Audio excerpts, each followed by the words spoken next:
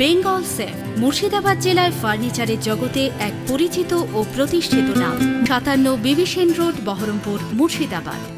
Baharampur barrack স্কোয়ারে শুরু হলো 44তম বইমেলা। এই মেলার শুভ উদ্বোধন করলেন গ্রন্থাগার মন্ত্রী সিদ্দিকুল্লাহ চৌধুরী।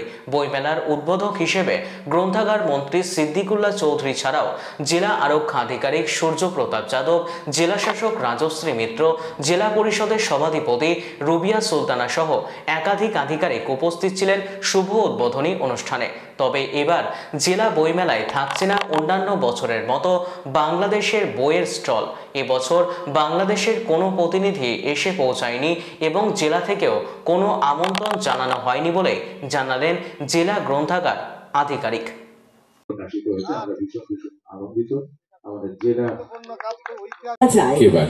তার যথার্থতা তার বক্তব্যের মধ্যে কিন্তু পরিস্ফুট এবং এই মুহূর্তে আমরা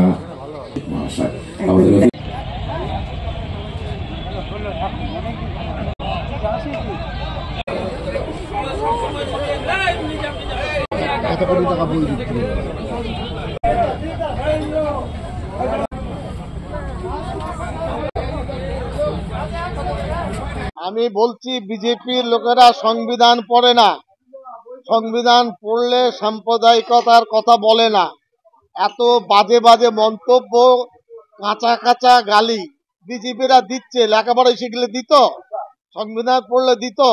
মহাভারত তারা পড়েছে, উপনিষদ পড়েছে, রামায়ণ পড়েছে, গীতা পড়েছে। সিদ্দিকুল্লাহ চৌধুরী পড়তে বলছে, পড়লে আর গাল দেবে না, ভালো মানুষ হতে হবে। আমি উপদেশ দিচ্ছি তারা ভালো মানুষ হোক। পঞ্চায়েতে 12টা 14টা 18টা করে সদস্য আছে। একটা সদস্যের সাথে পাড়া আছে, একটা গ্রাম আছে। নেই কেন? ডাইরেক্ট মাটির সঙ্গে তাদের সম্পর্ক। পড়ার উদ্দেশ্য নেই, পড়ার ইচ্ছা নেই। আমি পড়ার ইচ্ছাটাকে দিতে চাইছি। প্রচুর টাকা আসে পঞ্চায়েতে। আমিও আপনার একটা বিধায়ক, আমি জানি কি হয় না। বই না পড়লে ভালো পঞ্চায়েত গড়া যাবে না, মূল্যবোধ ফিরে আসবে না। মানবিকতা ফিরে আসার জন্য বই পড়তে হবে।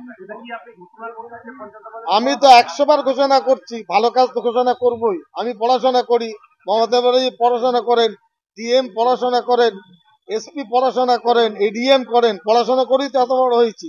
পঞ্চায়েত কেন পড়বে না? পড়তে হবে তাকে। ভারতের সংবিধান পড়তে হবে, বাংলার সংস্কৃতি।